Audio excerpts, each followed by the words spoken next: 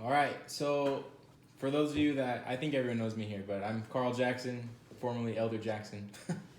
I serve my mission in Lima, Peru, the Lima, Peru Central Mission, which is the smallest proselyting mission in the world. I was just about to complete 20 months when I received the phone call that I was going to be coming home early due to the coronavirus.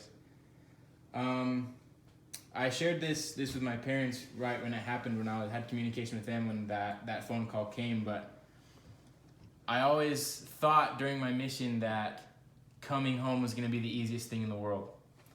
That it'd be so awesome to come home, see my friends, see my family, do all the old things I used to do. That'd be just the easiest thing in the world to do again. But when that phone call actually came and the time came to be cutting my mission a little bit short, it came to be one of the hardest things to do. It was one of the hardest things to accept.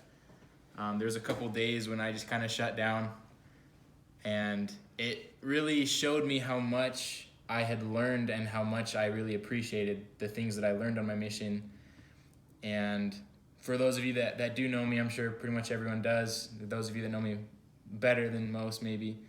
I'm not the most spiritual person. I never have been that rock hard testimony that church every Sunday, blessing the sacrament, fulfilling duties as good as possible. But I can really say now that I know the importance of what being a disciple of Jesus Christ really is about. That's one of the main focuses that we had in Lima, Peru. My mission president, President Strong, his focus in all things was always discipleship. There wasn't a single multi-zone, a single conference, a single phone call that didn't contain the word discipleship. And that was really cool to see that difference, because discipleship is really what we should be striving to do, what we should be striving to become, is disciples of Jesus Christ, because that's not following a rule. That's not being perfectly obedient. It contains those things, but being a disciple of Jesus Christ is just trying your best every day, be a little bit better every day, try to be a little bit more like him every day.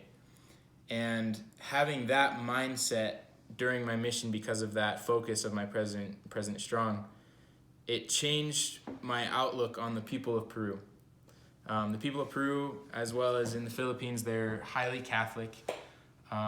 There's a lot of Jehovah's Witnesses as well. There's a ton of religions. There's a chapel on every corner, if not every block or every other house even.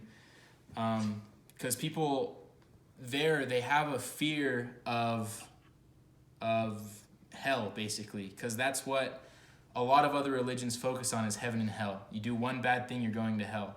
And so that fear that they have there opens them up and humbles them so much that they will literally talk to anyone.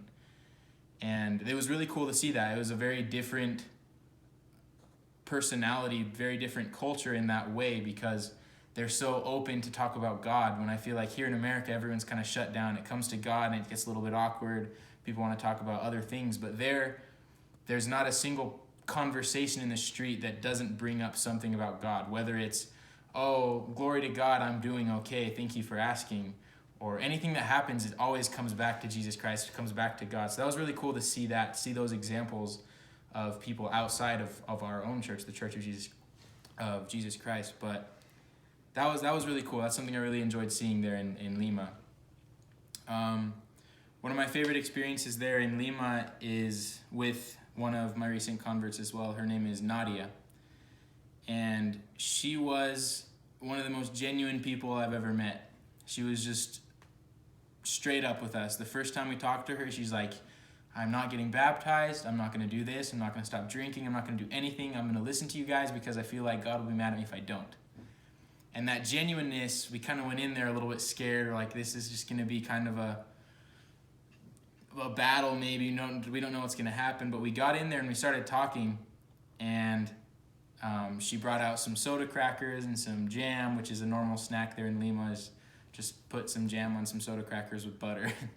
And that's something they eat there a lot. But she brought that out and we started talking, and she opened up completely. And me and my companion, we kind of looked at ourselves and we're just kind of thinking, what happened here? what is the difference between the first contact knocking on her door to where we are now? What happened to her? And then that moment kind of stuck with me for a long time. And about 10 months later in my mission, Elder Holland came to Lima to give a mission conference. And Elder Holland gave a long talk and everything. And he said, the power that a full-time missionary has, the power and authority that they have from their calling, is enough to astonish somebody into being a convert of Jesus Christ. And he showed us a couple scriptures in the Book of Mormon and in the Bible about missionaries, like Nephite missionaries going and preaching to the Lamanites. The Lamanites were so astonished at things. And that was what the change was in Nadia that we saw there, that we didn't recognize until 10 months later when Elder Holland talked about it. But as soon as we talked about something that filled the gap that she didn't know she was looking for, she was astonished and changed everything right there. And a couple discussions later, she stopped drinking. She stopped doing a bunch of different things. She came to church 2 Sundays in a row, and she started kind of putting herself farther and farther away from the bad examples of some of the friendships that she had. And every day after that we visited her, she couldn't stop but thanking us and just saying, I'm so happy. I've never knew that this change was even possible. Thank you guys so much for this change. And then it was still a little bit of a process to get her baptized, but once she was baptized, she was one of the most powerful converts that I had seen in Lima in my personal mission. And that was an awesome experience to see Nadia. She's a great person. She's, like I said, very, very genuine. She's really cool. And she's on the better path to discipleship. She's been to the temple now. She has a new boyfriend who's in the church. She's 35 and has 2 kids. And she has a boyfriend from the ward there in Lobitos is what it's called. It's in a part of Lima called Callao. That's where I spent most of my mission. So my mission was central Lima, so it was the big city. But most of my mission was contained of Callao, which technically is its own district, but it's also a district of Lima. And Callao is it's kind of known as the hood of Lima, the hood of Peru, kind of. Everyone knows Callao because they're the hoodlums. But it was a cool area. It was really fun. I don't know, are there any questions? I guess we can turn to the questions you guys have. Chat or unmuted, whichever.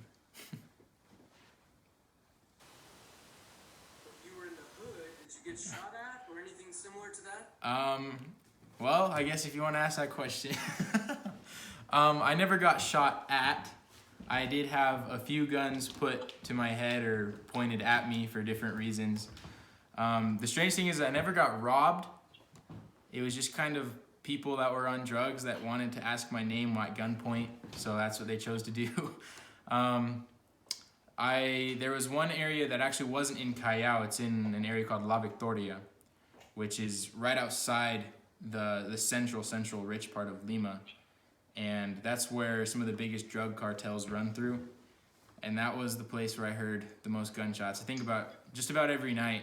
It was just kind of, that was your 11 o'clock time to turn the lights off call, was a couple shots and some police sirens, and then you just kind of went to bed and woke up the next morning and heard the stories the next day. So yeah. Yes, Bishop Douglas. How did most Peruvians feel about Americans? You know, they would probably see you and say, are you American? Did they like Americans, mistrust them? What was your read? That's probably a generalization, but... No. For the most part, they don't really like Americans. They see us as snobby. They see us as